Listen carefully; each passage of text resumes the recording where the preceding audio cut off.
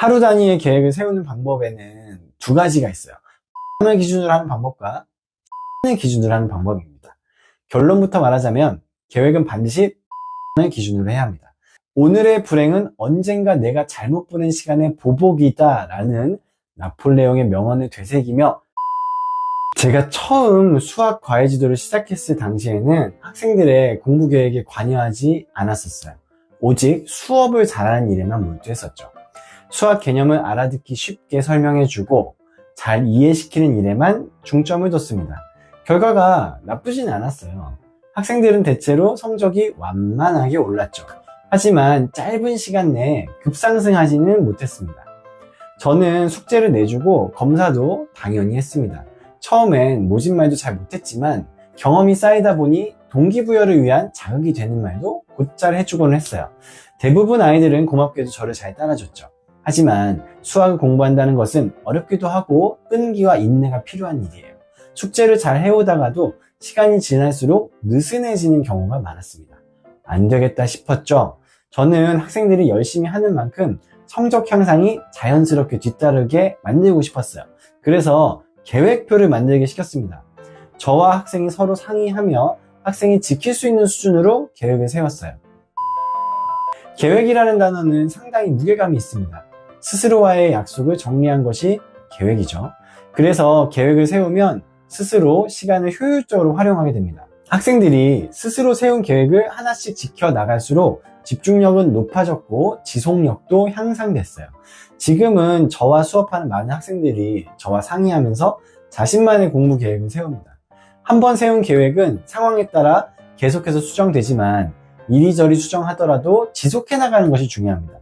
계획은 언제까지 어떤 과목 공부를 얼마만큼 하겠다는 선언이자 약속입니다. 그래서 계획을 세우면 시험 기간 효과를 볼 수 있어요. 평소에는 공부가 잘 되지 않다가도 시험 기간에는 공부 능률이 높아진 경험은 다들 한 번쯤 있으실 거예요. 그 이유는 시험 날까지 그 공부를 해야만 하기 때문입니다. 계획 덕분에 매일, 매주 시험 범위를 부여받는 느낌을 받을 수 있어요. 따라서 집중력이 향상될 수밖에 없습니다. 계획한 공부량을 빨리 끝냈다면 미련 없이 쉬는 것을 추천합니다. 그러면 다음 날이나 다음 주에는 쉬거나 놀기 위해서 더 열심히 공부하게 되는 효과도 볼 수 있어요.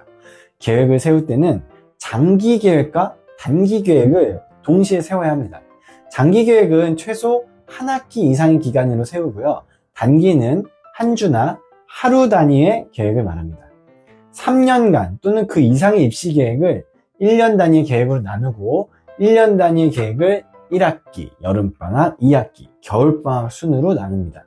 그런 다음 주별 계획으로 세분화한 후 하루 단위의 계획을 세우는 거죠. 수학 공부 계획을 세울 때는 꼭 매일 공부하진 않아도 괜찮아요. 월, 수, 금, 토요일과 같은 식으로 굳이 연속성은 없어도 돼요. 대신 일주일 단위로는 얼마만큼씩 공부할지 분량을 꼭 정하는 것이 좋습니다. 여기에서 공부란 인터넷 강의를 듣는 것이 아니라 직접 개념을 학습하고 남에게 설명할 수준으로 만드는 과정을 말합니다. 문제풀이를 구경하는 것이 아니라 내가 직접 손으로 써서 문제를 푸는 것을 말하는 거예요. 하루 단위의 계획을 세우는 방법에는 두 가지가 있어요. 분량을 기준으로 하는 방법과 시간을 기준으로 하는 방법입니다. 결론부터 말하자면 계획은 반드시 분량을 기준으로 해야 합니다. 분량을 기준으로 하는 계획은 하루 단위의 계획에 과목, 목표당, 책의 쪽수만 쓰여 있어요. 오늘은 영어 단어 50개, 수학 무슨 문제집 30페이지까지, 국어 비문학 10문제, 이렇게 계획한 분량을 일찍 마치면 쉬거나 놀아도 좋습니다. 이것은 집중력과 실천력을 높일 수 있는 유일한 방법이에요. 그리고 제풀에 지치지 않을 수 있는 방법이기도 합니다. 반대로 시간을 기준으로 하는 계획은 예를 들면 이런 식이에요. 7시에 기상, 8시에서 10시에 영어 인강 듣기, 10시에서 12시에 수학 문제 풀이. 시간을 기준으로 계획을 세우면 계획과 어긋나는 일이 자주 발생하게 돼요. 7시에 기상하기로 했는데 7시 5분에 일어났다면 시작부터 어긋난 셈이 됩니다. 8시부터 10시까지 독서실에서 영어 인터넷 강의를 들을 계획이었는데 인강 사이트에 장애가 생겨서 혹시 못 듣게 되었다면 또 계획에 차질이 생겼죠. 시간을 기준으로 하면 내 의지와는 상관없이 계획을 못 지키는 일이 자주 발생할 수 있습니다. 시간, 분, 초 단위로 쪼개서 계획을 세워놓으면 굉장히 뿌듯할 수는 있어요. 하지만 그렇게 시간으로 쪼갠 계획은 지키지 못하는 경우가 훨씬 많습니다. 결국 계획을 못 지키는 자신의 모습을 자주 발견하게 되고 자책하게 되죠. 급기야 마음이 불안해지면서 계획을 폐기해버립니다. 계획 없이 마음 가는 대로 오늘은 수학이 땡기니 수학을 공부해볼까 하는 식으로 마구잡이 공부를 하게 됩니다. 분량을 기준으로 하는 계획은 아침에 늦게 일어났다면 그만큼 늦게 자면 그만입니다. 영어 인강 사이트에 접속이 안 된다면 국어 공부를 먼저 하고 저녁에 영어 인강을 들으면 되는 거죠. 시간 기준의 계획표보다 여유 있어 보이지만 훨씬 유연해요. 그래서 계획을 지킬 확률이 더 높습니다. 한두 번 계획을 지키고 나면 계속해서 지키고 싶은 마음이 커지게 돼요. 연속성을 깨지 않기 위해 더 열심히 계획을 지키고자 노력하는 것입니다. 최상위권 학생들이 계획을 잘 실천해서 성적 향상을 이룬 것은 단지 그들의 의지력이 높아서만은 아니에요. 잘 실천할 수 있는 좋은 계획을 세웠기 때문입니다. 분량 위주의 계획표는 집중력 향상에도 도움을 줘요. 만약에 2시부터 4시까지 수학 공부라는 계획을 세웠다고 가정해 볼게요. 보통은 2시부터 시작하기로 한 수학 공부를 그 이전에 시작하는 일은 아주 드물어요. 그리고 4시까지는 꼼짝없이 책상에 앉아 있어야 하죠. 집중을 하든 딴짓을 하든 무조건 2시부터 4시까지 책상에 앉아서 수학책을 펴고 있었으면 놀랍게도 계획대로 된 셈입니다. 이런 방식에서는 집중력과 계획이 무관하게 됩니다. 만약 5시부터 게임하는 쉬는 시간이 예정되어 있다면 그 시간만 기다리며 공부를 계획한 이 시간이 어서 흘러가기만을 바랄지도 모릅니다. 반대로 오늘 수학 2단원 B단계 30문제 풀이가 계획이라면 어떻게든 빨리 끝내고 쉬거나 게임을 할 수 있습니다. 정해진 분량 계획을 달성하면 그때부터는 자유시간인 거예요.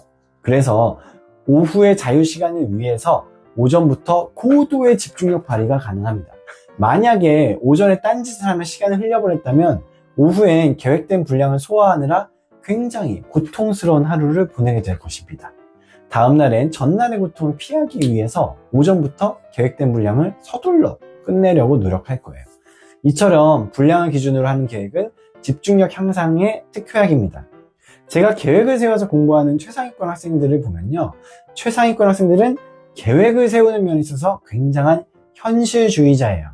바로 자신의 게으름을 정확하게 간파하고 있다는 것이죠. 최상위권 학생들의 계획은 겉으로 봤을 땐 좀 허술해 보여요. 월요일부터 토요일까지 계획을 분량 위주로 세운 다음 일요일에는 비어있는 계획이 많았던 것이죠. 이유를 물어보니까 한결같이 말하기를 한 주간 계획한 목표를 완벽하게 달성하지 못할 것이기 때문에 못 지킨 계획들을 모아서 이날 비워놓은 날에 처리한다는 것이었어요. 하루 이틀 계획에서 어긋날 수 있어요. 하지만 한 주로 봤을 때는 계획을 달성하는 방법입니다. 한 주는 계획에서 어긋나더라도 한 달 기준으로 보면 계획을 달성하는 전략인 것이죠. 결국엔 계획을 달성하게 만드는 전략, 바로 일주일에 하루는 계획에 여유를 둬서 못다한 계획을 처리하는 것입니다. 이렇게 계획에 의도적으로 공백을 두어야 계속해서 계획을 지켜나갈 수 있습니다. 지속적인 목표 달성은 지속적인 성취감을 가져다 주거든요. 요약하면 이렇습니다. 계획은 장기 계획과 단기 계획을 나누어 세우고 시간이 아닌 분량을 기준으로 자신에게 알맞은 계획을 수립해보자. 거대한 목표만 세우면 엄두가 나지 않는 경우가 많거든요. 반드시 오늘의 목표를 세우자.